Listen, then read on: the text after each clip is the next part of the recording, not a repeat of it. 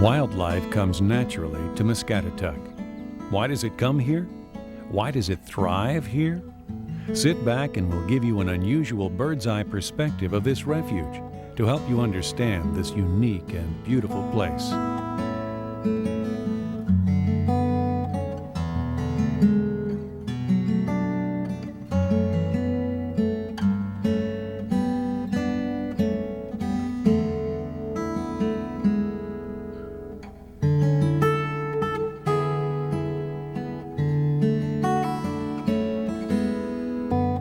A bird's-eye view of Muscatatuck is the one seen by the refuge's most numerous visitors, wildlife visitors. Twice a year, hundreds of thousands of migrating birds fly over Indiana on their way to summer nesting sites here and further north, or winter resting and feeding grounds further south.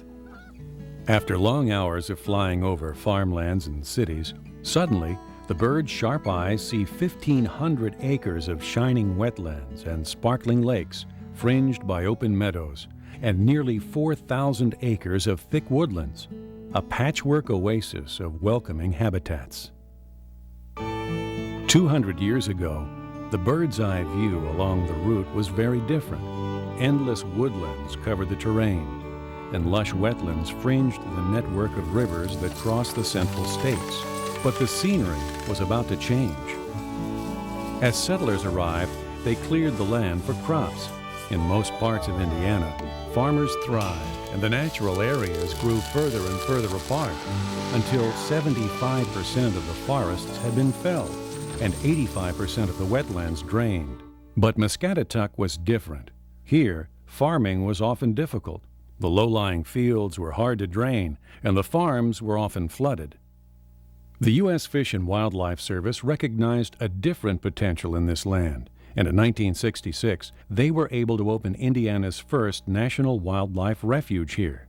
Today, it stretches over nearly 8,000 acres, 5 miles long by 3 miles wide.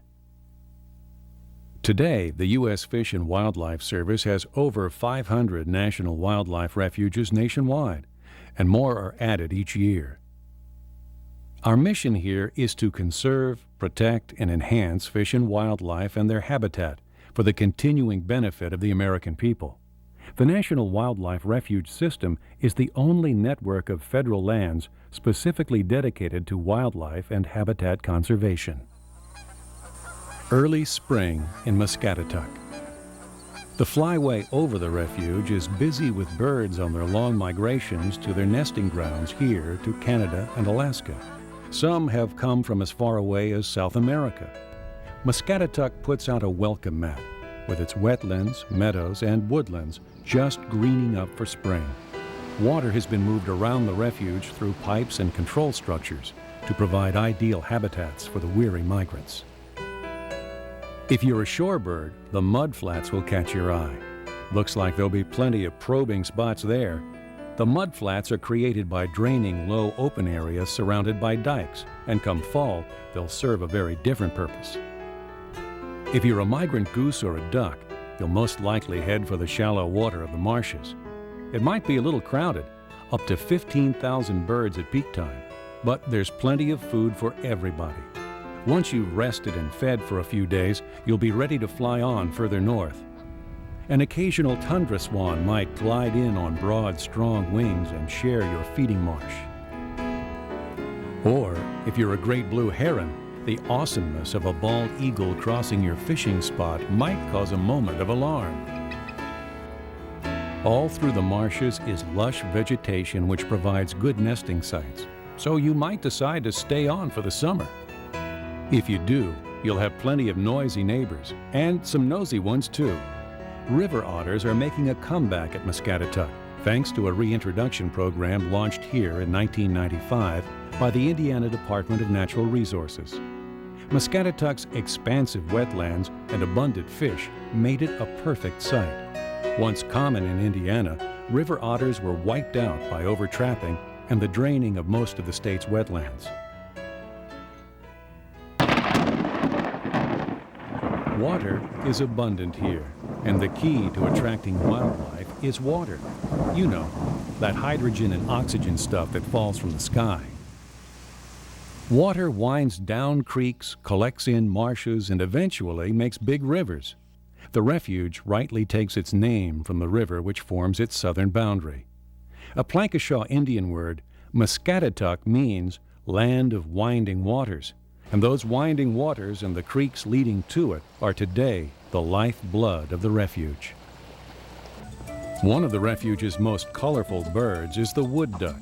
If you were a wood duck, what sort of real estate would make you choose Muscatatuck for your year-round home? You're a cut above those other ducks who like to nest on the ground. You're looking for something with a view, something a little historical. If you're a wood duck, that means a hole in an old tree. And do we have a deal for you? Areas of lowland woods on the refuge are flooded and drained throughout the year so that the trees stay healthy and provide wood ducks with the nesting habitat they need. With so little bottomland forest left elsewhere in the state, Muscatatuck is vital to the wood duck population. Soon after you've chosen your nesting hole and built your nest, the woods around you fill with song as migrating warblers and other songbirds pass through or find themselves a safe nesting spot. For many endangered or threatened species, national wildlife refuges such as Muscatatuck are the difference between survival and extinction. As wetlands have been drained and forests felled, national wildlife refuges play an increasingly vital role in preserving the diversity of our wildlife for future generations. By protecting and maintaining rare and biologically rich ecosystems, the U.S. Fish and Wildlife Service provides habitats for migratory and resident wildlife species that now have few places to go. By May, your eggs have hatched, and you're out early in the morning with a flotilla of ducklings following you. You'll pass stately great egrets who have recently arrived on the refuge, and you might run into one of Muscatatuck's other full-time residents, the copper-belly water snake. It's no threat to your youngsters, though. This beautiful and harmless snake is common on the refuge, but rare elsewhere because of the loss of wetland habitats nationally. In other parts of its range, the copper-belly water snake is on the federal threatened species list. Other full-time residents of the refuge will also cross your path. Raccoons and white-tailed deer, great blue herons and turkeys are all part of Muscatatuck's varied ecosystem. As the heat and humidity of summer begin to bear down on the land, your youngsters will be learning to fly. In the evenings, they might share the airspace with the endangered Indiana bat, which comes to Muscatatuck in the summer to feed on the abundant insect life over the wetlands. The arrival of the blue-winged teal announces the beginning of fall. Soon, other migrants will pass over the refuge on their way south for the winter. Now, instead of mudflats, they will see expansive marshes, which have been created to provide resting and feeding areas for waterfowl, herons, and egrets. Osprey, cormorants, and sandhill cranes may also choose to break their journeys in these hospitable wetlands, while the woodlands welcome again the tiny songbirds. They will rest here to gain strength for their amazingly long migrations across the Gulf of Mexico to Central and South America. Over 250 different species of birds use Muscatatuck Refuge, and this is a common sight for them. Bird watchers. Flocks of bird watchers come to see the flocks of birds, and it's an arrangement that works well for everybody.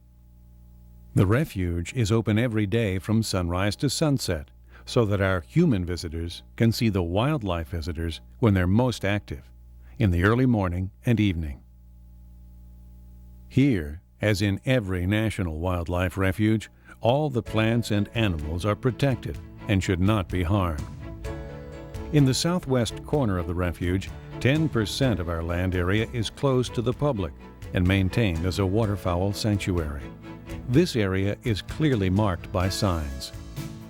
The tens of thousands of visitors who come each year to enjoy the wildlife and scenery of Muscatatuck are as much a part of the refuge ecosystem as all the animals and plants.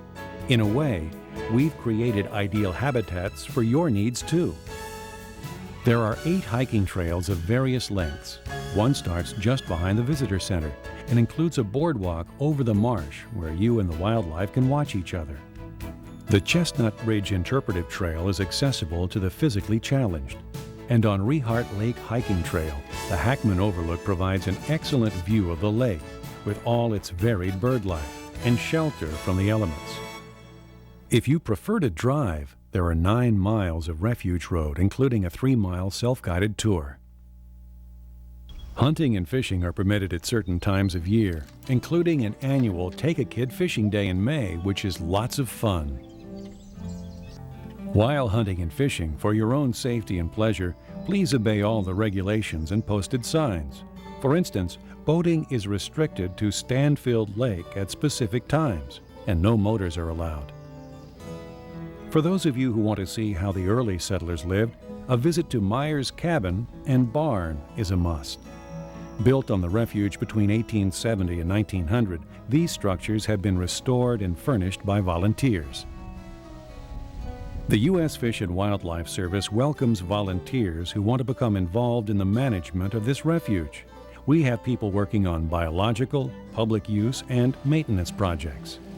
Volunteers also operate our wildlife bookstore, where you can buy wildlife guides, how-to books, and other interesting literature. For information about the volunteer program or any other aspect of the refuge, please stop at our information desk in the Visitor Center or the Refuge office. Education is one of our high priorities, and our staff is delighted to assist groups visiting the refuge. As part of the National Wildlife Refuge System, Muscatatuck is your refuge. Please tell your friends and family about this special place and explore some of the other refuges throughout the United States. We hope you enjoy places like Muscatatuck National Wildlife Refuge, where wildlife comes naturally.